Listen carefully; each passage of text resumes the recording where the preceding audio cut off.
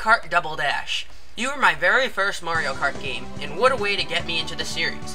Let me go out front and say that I love this game, and it was the one thing that brought me into the Mario Kart series.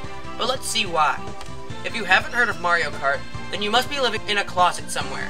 The basic aim is to race characters from the Mario series around tracks based on locations of the Mushroom Kingdom, using items you pick up to hinder opponents and help yourself into first place. However, each game has a few gimmicks you won't find in any other Mario Kart game. The gimmick here is right in the name.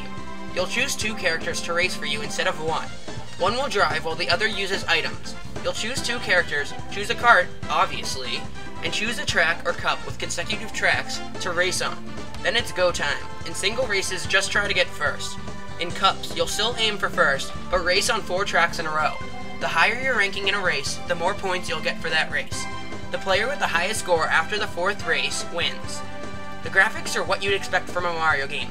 Cartoony, but still very impressive. It's always fun to just look at the art style, but the music is as good as always as well. The music speeds up as you get farther in the race, and it's fast-paced and very amusing. The controls worked great. I found no big problem with them. The only problem is drifting. It's the one thing Nintendo can't get perfect. There are many different karts to choose, but they all seem to handle the same. Also, you'll hold L or R to drift on turns, but drifting here is very difficult as you're always in back-wheel drive, and you'll drift into walls many times. Gameplay is fun and fast. You'll constantly be dodging obstacles, items, and other racers as you shoot for the goal. Another feature in this game alone is the ability to use special power-ups. These are special items you can randomly pick up during races that are unique to that character or that in another. The choice you'll want is to choose 2 completely different racers, so they'll get you 2 different special items. Also, you can now hold up to 2 items at a time, and you can pick 2 up at once with the special double blocks. This made holding items very easy and worked very well. Except for time trial and Grand Prix, where you unlock characters and tracks by winning them, you can play any mode with up to 4 people. You can either each get your own kart, or since there are 2 people on a kart, you can play co-op with a friend, one steering, the other using the items, and it gets very fun to do. There's also a battle mode, which has 3 different games.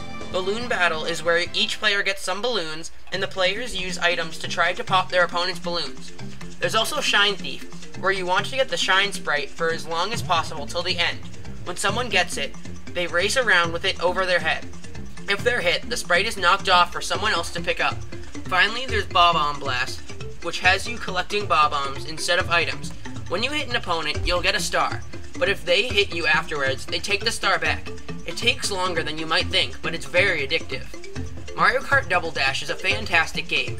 A concept that remains perfect, great visuals, fun music, addictive gameplay, great controls, and lots of tracks, characters, and modes to choose from give this game a very high spot in my game collection. However, drifting can be difficult, all the karts basically race the same, and some tracks are basically the same or are very basic. But that doesn't take away from the fact that this is a very good game. This game gets a 4.5 out of 5, the title of amazing, and the way to play of a bye. This is a great party game, but it can also be fun alone. It is easy to pick up and play, so this is a must-have for Wii and Gamecube owners.